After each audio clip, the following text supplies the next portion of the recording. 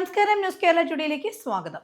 ഭാസ്കര കാർണവർ വധക്കേസിലെ പ്രതിയായ ഷെറിൻ പരോളിലിറങ്ങി. 2 ആഴ്ചത്തേക്കാണ് പരോൾ അനുവദിച്ചിരിക്കുന്നത്. ഇത് സ്വാഭാവിക നടപടി മാത്രമാണെന്നാണ് ജയിൽ വകുപ്പിന്റെ പ്രതികരണം. നേരത്തെ തന്നെ ഷെറിന് ശിക്ഷാ ഇളവ് നൽകുന്നത് വിവാദമായിരുന്നു. മാത്രമല്ല, സഹതടവുകാരിയെ മർദ്ദിച്ചതിന് കഴിഞ്ഞ മാസം ഷെറിനെതിരെ കേസും എടുത്തിരുന്നു. നിലവിൽ ഷെറിൻ ഇപ്പോൾ കണ്ണൂർ വനിതാ ജയിലിലാണ്. 15 ദിവസത്തേക്കാണ് പരോൾ അനുവദിച്ചിരിക്കുന്നത്. ഈ മാസം 5 മുതൽ 23 വരെയാണ് പരോൾ നൽകിയിരിക്കുന്നത്. അതിനോടൊപ്പം 3 ദിവസം യാത്രയ്ക്കും അനുവദിച്ചിട്ടുണ്ട്. ഷെറിന് ശിക്ഷാ ഇളവ് നൽകി വിട്ടയക്കാൻ മന്ത്രിസഭ തീരുമാനിച്ചത് വലിയ വിവാദങ്ങൾക്ക് കാരണമായിരുന്നു. ഒരു മന്ത്രിയുടെ പ്രത്യേക താല്പര്യത്തിന്റെ പുറത്താണ് ശിക്ഷാ ഇളവ് നൽകിയത് എന്നായിരുന്നു ആരോപണം. 14 വർഷത്തെ ശിക്ഷാ കാലയളവിനുള്ളിൽ 500 ദിവസം ഇവർക്ക് പരോൾ ലഭിച്ചിട്ടുണ്ട്. തെരഞ്ഞെടുപ്പ് പെരുമാറ്റച്ചട്ടം നിലനിന്ന കാലത്ത് പരോൾ അനുവദിക്കാൻ നിരോധനമുണ്ടെങ്കിലും ഷെറിന് ആദ്യം 30 ദിവസവും പിന്നീട് ദീർഘിപ്പിച്ച് 30 ദിവസം കൂടി പരോൾ ലഭിച്ചിരുന്നു.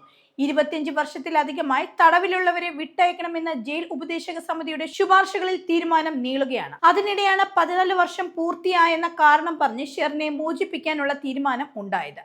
കണ്ണൂർ ജയിൽ ഉപദേശക സമിതി ഡിസംബറിൽ നൽകിയ ശുപാർശ പരിഗണിച്ചായിരുന്നു മന്ത്രിസഭ തീരുമാനമെടുത്തത്.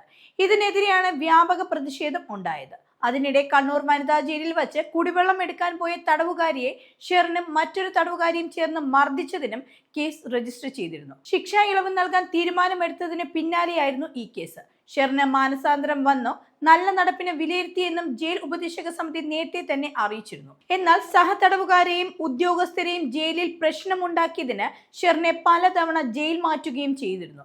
എന്നാൽ ഇതെല്ലാം മറികടന്നായിരുന്നു മോചിതയാക്കാനുള്ള സർക്കാരിന്റെ തീരുമാനം. 2009 നവംബർ 8-നാണ് ചെങ്ങന്നൂർ കാർണവേഴ്സ് വില്ലയിലെ ഭാസ്കര കാർണവർ കൊല്ലപ്പെട്ടത്.